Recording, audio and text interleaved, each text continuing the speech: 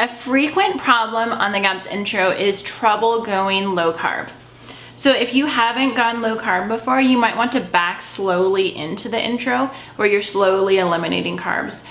In the GAPS book, in 1 or 2 places, she recommends mixing raw honey with butter or coconut oil and then consuming that whenever you feel low blood sugar. And I just wanted to tell you real quick about my whole blood sugar history, and this is something that GAPS intro fixed, and I was so thankful for it. I felt sick. It's called the keto flu. If your body's having trouble transitioning to being in ketosis, to living off of fats instead of carbs, you're gonna feel lightheaded, you're gonna feel blah, you're gonna feel sick, you're gonna feel like you have the flu. This is really common, just like we talked about in the day 3 video, that you just blah from day 3 to 5. But from day 5, then your energy perks up, you perk up, your brain fog's lifted. So anyways, Dr. Natasha does allow you to have honey and butter or honey and coconut oil to help pull your blood sugar up if you're having a hard time adapting down into ketosis. Personally, I felt it was really beneficial for me to push through that keto flu and kind of get my body to figure out how to be fat adapted. Because when I was a kid, I remember in junior high, I tried to take a shower before, first thing in the morning, hop in the shower before my brother got up and he was in the bathroom.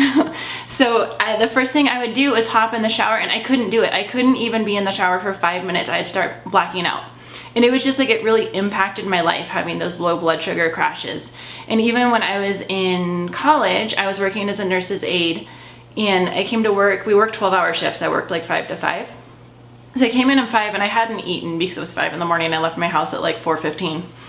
And I started getting dizzy, the spotty vision and all that stuff. I was about to pass out. One of the nurses took my blood sugar. It was down in the 40s, which is dangerous. I definitely don't advocate that. But also I just want to tell you that I used to have huge blood sugar issues. Going low carb on the GAPS intro and pushing through that completely cured them. So going through the intro completely cured my blood sugar issues. I did do it without the honey because I suspected that my daughter, I wasn't sure if she was having seizures or not, silent seizures. That kind of is hereditary, it runs in our family. So I wanted to do a ketogenic version of GAPS for her since we were going on that really strict dietary protocol anyway. I wanted her to be low carb. I made myself be low carb as well. Pushed through the shaky, pushed through the keto flu.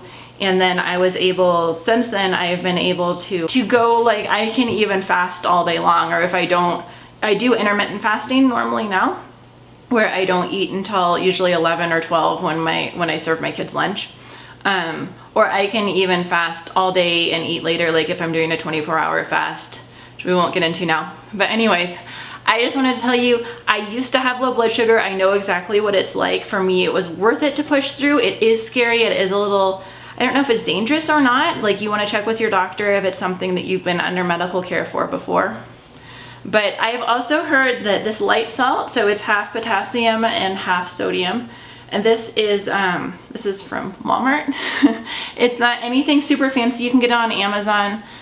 Most grocery stores have it. It's LITE salt, so just make sure, just look at the label and look for the potassium chloride and magnesium carbonate.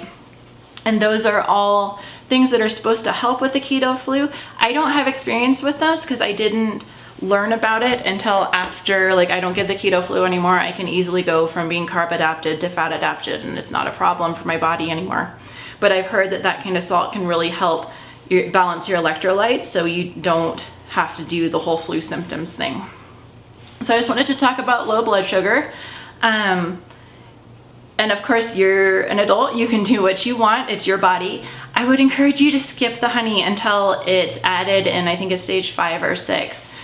Just go ahead and skip the honey, make your body figure out how to process being on low carb, and I think that you'll really benefit from that part of the GAPS intro.